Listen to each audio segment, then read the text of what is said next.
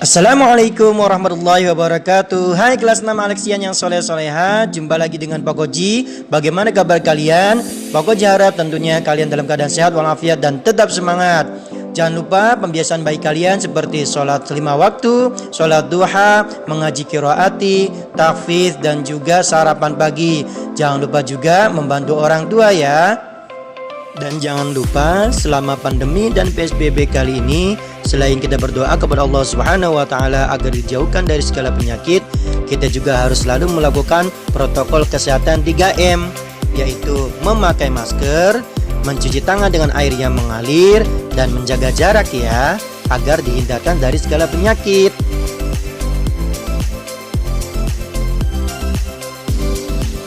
Jumpa lagi dengan Pak Koji. Kali ini kita masuk di pembelajaran 5 dan 6, masih dalam tema 3, tokoh dan penemuan. Masih dalam subtema 2, penemuan dan manfaatnya. Apa saja muatan pelajaran dan indikatornya? Sebelum itu, marilah kita berdoa dulu agar Allah memudahkan pembelajaran kita dari awal hingga akhir. Bismillahirrahmanirrahim. Rabbi zidni ilma warzuqni fahma. Rabbi syrah li sadri wa yassir li amri wahlul 'uqdatam min lisani yafqahu qawli. Amin. Adapun muatan mata pelajaran dan indikator dari pembelajaran 5 dan 6, tema 3 subtema 2 adalah bahasa Indonesia. Mengidentifikasi kalimat efektif dari suatu teks dan menuliskan informasi penting dari suatu teks eksplanasi. IPS menjelaskan proses modernisasi bangsa Indonesia di bidang iptek, pendidikan, informasi, dan kesehatan. Dan mengidentifikasi perubahan sosial budaya masyarakat di bidang informasi dan kesehatan. IPA membuat model lampu lalu lintas menggunakan rangkaian listrik paralel. PKN mengidentifikasi contoh manfaat kewajiban dalam kehidupan sehari-hari dan menjelaskan pentingnya bertanggung jawab menjalankan kewajiban dalam kehidupan sehari-hari. SBDP mengidentifikasi interval nada untuk memainkan alat musik.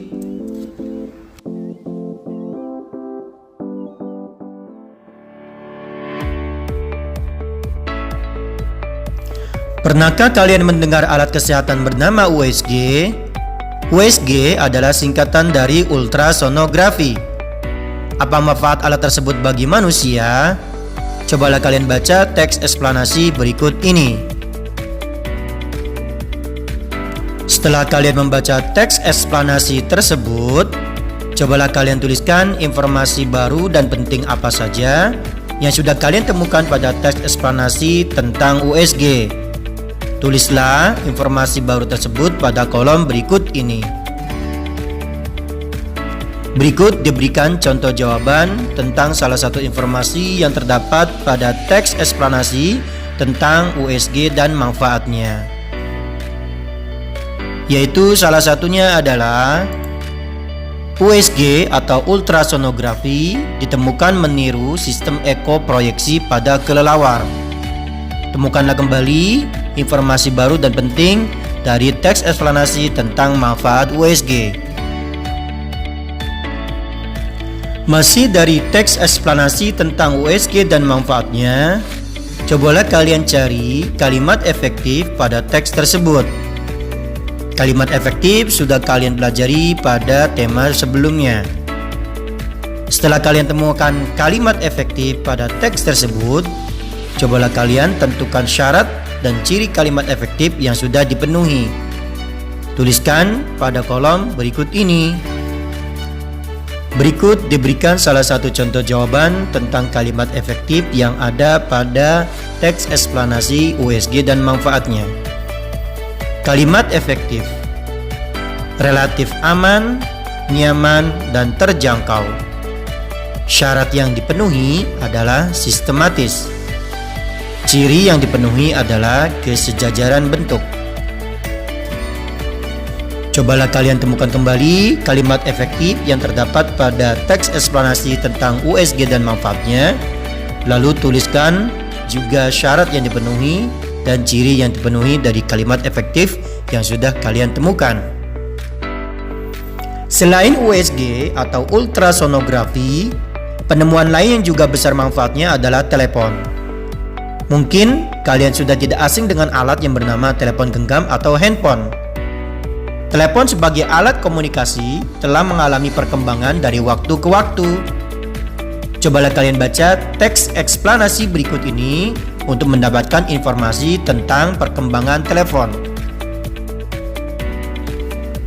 Dari teks eksplanasi tentang perkembangan telepon yang sudah kalian baca, cobalah kalian temukan informasi penting yang ada di dalam teks tersebut yang belum kalian ketahui sebelumnya. Lalu, tuliskan informasi penting tersebut pada kolom berikut ini. Berikut adalah salah satu contoh jawaban tentang informasi penting yang terdapat pada teks eksplanasi perkembangan telepon. 1. Cikal bakal telepon adalah berasal dari ditemukannya sound of telegraph oleh Antonio Meucci. 2. Orang pertama yang mematenkan penemuan telepon adalah Alexander Graham Bell. Lanjutkan oleh kalian, tuliskan informasi penting dari teks eksplanasi tentang perkembangan telepon berikutnya. Lampu lalu lintas banyak dijumpai di jalan raya yang biasanya rawan kemacetan dan rawan kecelakaan, misalnya di persimpangan jalan. Pernahkah terpikir oleh kalian bagaimana lampu lalu lintas dapat menyala secara bergantian dengan jeda waktu tertentu? Untuk memahaminya, simaklah penjelasan pada teks berikut ini. Setelah kalian membaca dan menyimak bacaan tentang prinsip kerja dari lampu lalu lintas, cobalah kalian temukan kosakata baru dalam bacaan tersebut dan kalian cari tahu artinya dari berbagai sumber, seperti dari kamus ataupun dari internet. Lalu, tulislah pada kolom berikut ini. Berikut diberikan contoh jawaban untuk kosakata yang pertama. Kosakata baru yang ditemukan adalah kata input. Kata input mempunyai arti sinyal listrik yang memasuki perangkat dan biasanya dalam bentuk kerja ataupun beberapa efek hasil keluaran lainnya. Cobalah kalian temukan beberapa arti dari kosakata baru selanjutnya.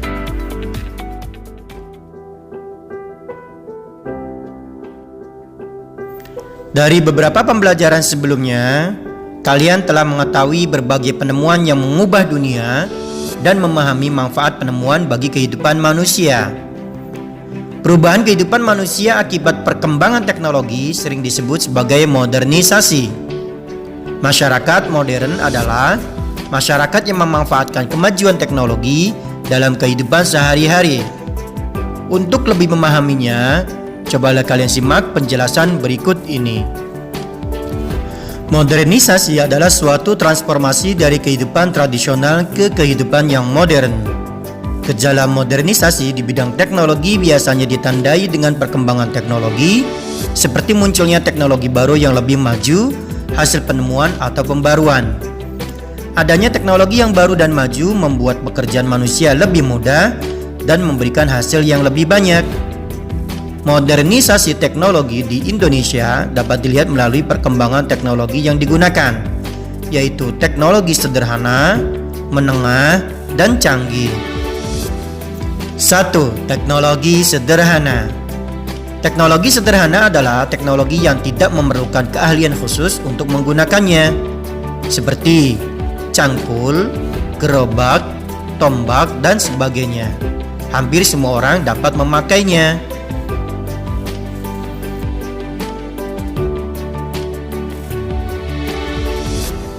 2. Teknologi menengah. Teknologi menengah adalah jenis teknologi yang sudah mulai memerlukan keahlian tertentu untuk menggunakannya, seperti mesin jahit, sepeda motor, mesin penggiling padi, dan sebagainya.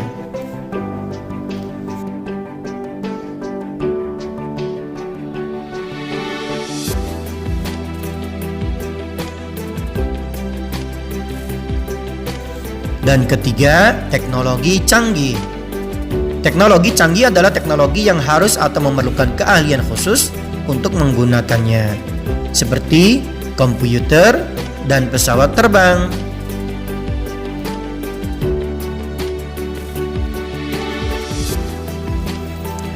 Adapun contoh modernisasi di bidang teknologi: 1. Penggunaan komputer sebagai sumber, pengolah, dan penyimpan informasi menggantikan catatan dokumen tercetak. 2. Pemakaian bibit padi jenis lokal diganti dengan bibit unggul. 3. Pemakaian traktor sebagai pengganti hewan pembajak sawah seperti sapi dan kerbau.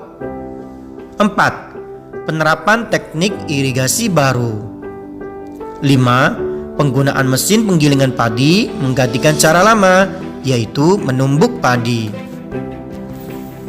Manfaat yang dirasakan oleh manusia di bidang teknologi antara lain: 1. Lebih cepat mendapatkan informasi-informasi yang akurat dan terbaru melalui internet. 2. Munculnya media massa, khususnya media elektronik sebagai sumber ilmu dan pusat pendidikan. 3. Dapat berkomunikasi dengan teman maupun keluarga yang sangat jauh melalui telepon genggam atau handphone. 4. Pekerjaan menjadi lebih cepat, mudah, dan murah. Adapun manfaat modernisasi terhadap kehidupan manusia meliputi bidang informasi dan komunikasi, transportasi, kesehatan, sosial dan budaya, pendidikan, ekonomi, industri, dan bidang politik. Manfaat terhadap kebutuhan pokok manusia meliputi pangan, sandang, papan, pendaya gunaan sumber daya alam seperti minyak bumi, batu bara, air, hutan, hewan, dan tanah. Dari teks penjelasan tentang modernisasi tadi, cobalah kalian temukan dampak positif dan dampak negatif modernisasi dari hasil penemuan dan pembaruan pada masyarakat sekitar kalian. Cobalah kalian tuliskan hasil penemuan dampak positif dan dampak negatif tersebut pada kolom berikut ini. Berikut diberikan salah satu contoh jawaban tentang dampak positif dan dampak negatif dari penemuan dan pembaruan pada masyarakat sekitar. 1. Penemuan listrik. Dampak positif dari ditemukannya listrik adalah: 1. Listrik bisa sebagai sumber cahaya. 2. Bisa sebagai sumber energi. 3. Bisa sebagai sumber panas. Sedangkan dampak negatif dari ditemukannya listrik adalah: 1. Resiko biaya tambahan. 2. Resiko tersengat atau tersetrum. Cobalah kalian lanjutkan dari beberapa penemuan selanjutnya, kemudian tuliskan dampak positif dan dampak negatif dari penemuan tersebut.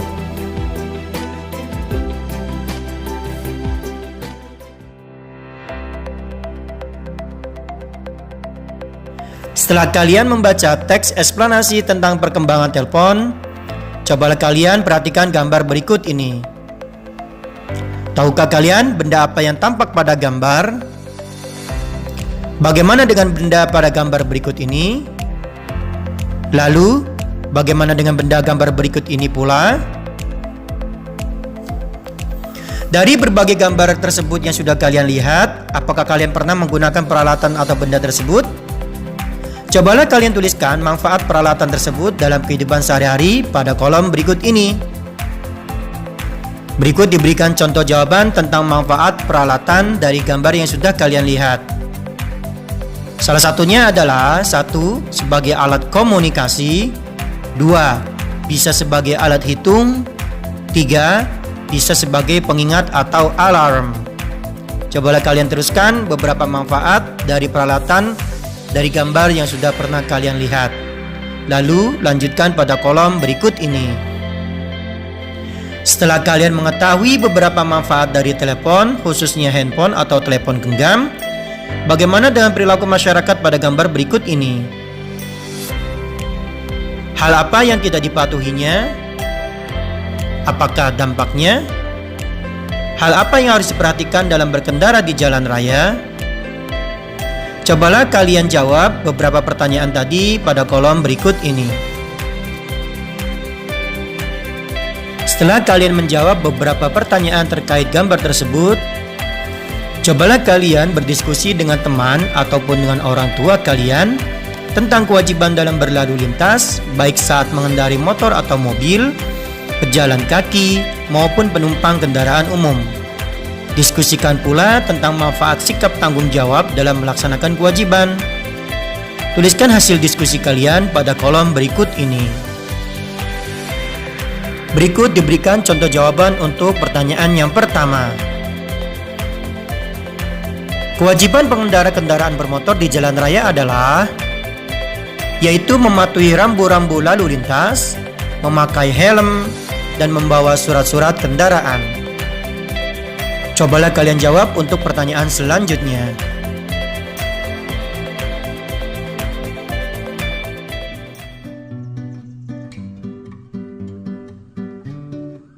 Pada pembelajaran sebelumnya, kalian telah membuat lampu senter dengan lampu LED menggunakan rangkaian seri. Pada pembelajaran kali ini, kalian akan membuat lampu lalu lintas dengan rangkaian paralel. Apa saja alat dan bahannya? Simaklah pada layar berikut ini.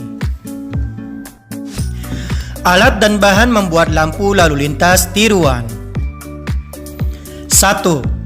3 kardus bekas yang pada sisi atasnya dilubangi berdiameter 10 cm dan ditutup dengan plastik mika merah, kuning, dan hijau. Sedangkan bagian belakangnya dilubangi sedikit untuk tempat kabel. 2. Plastik mika warna merah, kuning, hijau, masing-masing 1 lembar. 3. Kabel secukupnya sekitar 1,5 meter dan karet gelang. 4. 3 dop lampu cabai atau lampu senter dan fitting atau dudukan lampu. 5. 2 baterai besar ukuran 1,5 volt beserta dudukannya. 6. Saklar 3 buah. Bisa juga menggunakan saklar yang 3 terminal. 7. Triplek 1 lembar berukuran 30 x 30 cm. Dan 8. Pisau potong atau cutter, gunting, lem kayu atau lem tembak, dan isolasi. Prinsip kerja pada sebuah lampu lalu lintas yaitu 3 buah lampu lalu lintas dipasangkan secara paralel antara satu lampu dengan lampu lainnya. Rangkaian listrik paralel adalah rangkaian listrik yang disusun dengan tidak sebaris, di mana pada input setiap komponen berasal dari sumber yang sama. Keuntungan dari rangkaian paralel adalah apabila ada komponen yang rusak ataupun dicabut, maka komponen lainnya yang masih baik atau terpasang akan tetap berfungsi tanpa gangguan sama sekali. Pada rangkaian listrik paralel, aliran listrik dari power supply bisa berjalan ke tiap-tiap lampu yang ada. Pada beberapa rangkaian ada beberapa jalan yang berbeda, tetapi pada akhirnya bisa dialiri oleh arus listrik dengan mudah. Dalam bagan rangkaian listrik paralel akan ditemukan 2 buah resistor yang susunannya adalah paralel. Sumber tegangan dari kedua resistor bisa melakukan hubungan dengan ujung resistor. Karena itulah, arus listrik bisa mengalir melalui 2 jalan berbeda hingga mencapai setiap resistor yang ada. Lampu lalu lintas memiliki prinsip kerja dari rangkaian listrik paralel, di mana pada sebuah lampu lalu lintas terdapat 3 buah lampu yang saling terhubung secara paralel antara satu buah lampu dengan lampu lainnya. Rangkaian listrik paralel dapat disebut juga sebagai rangkaian berderet. Hal ini disebabkan oleh pembagian beban yang sama antara lampu yang satu dengan yang lainnya, terutama dalam urutan tersebut. Jika alat dan bahan untuk membuat lampu lalu lintas sudah kalian siapkan, maka ikutilah langkah-langkah berikut ini. 1. Buatlah gambar rangkaian listrik sebagai berikut. 2. Pasang kabel pada setiap dudukan lampu dan tempelkan di dalam setiap kardus. 3. Rangkai saklar dan dudukan baterai di atas triplek. 4. Pasanglah kabel dudukan baterai. 5. Hubungkanlah kabel dari dudukan baterai dengan saklar. 6. Hubungkanlah saklar dengan dudukan lampu menggunakan kabel. 7. Susunlah kardus bekas dengan urutan warna seperti lampu lalu lintas, merah, kuning, dan hijau. 8. Pasang lampu pada dudukan di setiap kardus. 9. Setelah semua terhubung, ketiga saklar dihidupkan secara bergantian, secara manual, sehingga diperoleh nyala lampu seperti lampu lalu lintas.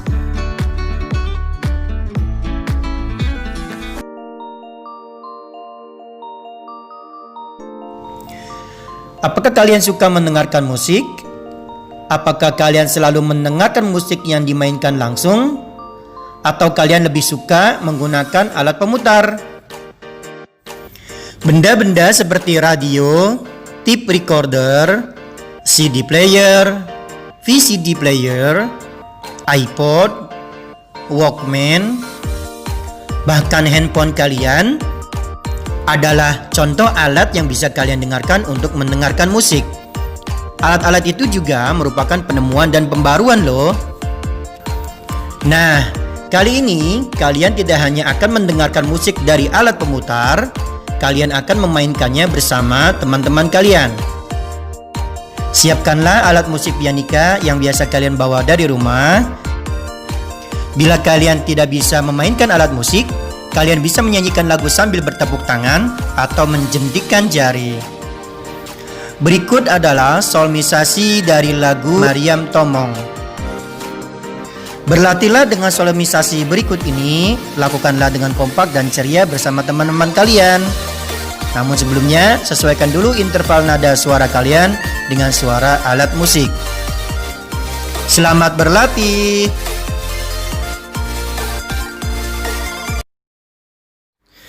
Sol do do do do si si si sol la do la sol sol sol la do la sol sol sol mi fa fa mi do do mi re fa si si re do do mi re fa si si re do.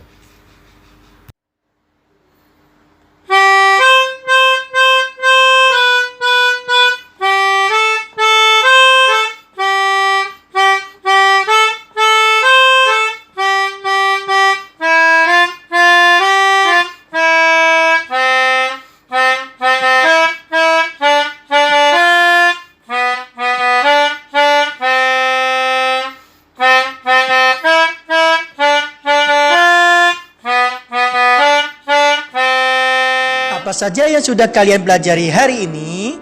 Untuk memudahkan pemahaman kalian, simaklah rangkumannya berikut ini.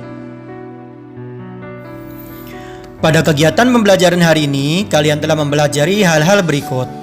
1. Perubahan kehidupan manusia akibat perkembangan teknologi sering disebut sebagai modernisasi. 2. Modernisasi adalah suatu transformasi dari kehidupan tradisional ke kehidupan yang modern. 3. Manfaat dan dampak modernisasi dirasakan di berbagai bidang kehidupan. 4. Interval nada dari suara manusia bisa disetarakan dengan interval nada dari suara alat musik. 5. Telepon adalah penemuan yang bermanfaat bagi manusia. 6. Telepon telah mengalami perkembangan sejak ditemukannya pertama kali, mulai dari yang menggunakan kabel jarak dekat sampai tanpa kabel untuk jarak yang sangat jauh. 7.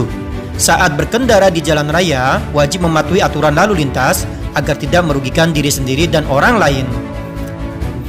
8. Lampu lalu lintas bertujuan untuk mengatur arus kendaraan agar terhindar dari kemacetan dan kecelakaan. 9. Lampu lalu lintas bisa disimulasikan menggunakan rangkaian listrik paralel, menggunakan benda-benda di sekitar. Jika kalian sudah memahami pembelajaran kali ini, saatnya kalian mengerjakan tugas yang ada di buku Mahir Tematik.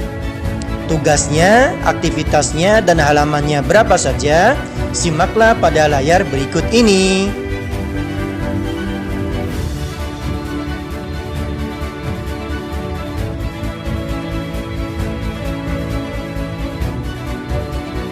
Selesai sudah pembelajaran kita kali ini. Mari kita tutup dengan baca hamdalah. Alhamdulillahirabbil alamin. Sampai bertemu kembali di video pembelajaran selanjutnya. Muatan pelajarannya apa saja dan indikatornya apa saja di pembelajaran selanjutnya, simaklah pada layar berikut ini.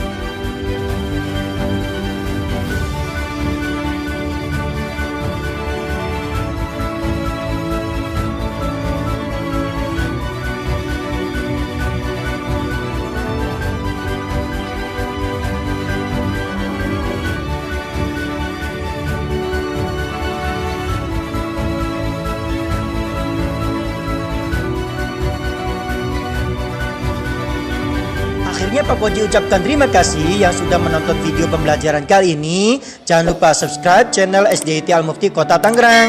Dan jangan lupa like, share, komen, khususnya video pembelajaran kelas 6 Alexandria. Pak Koji undur diri. Assalamualaikum warahmatullahi wabarakatuh. Kelas 6 Alexandria. Think different, do faster.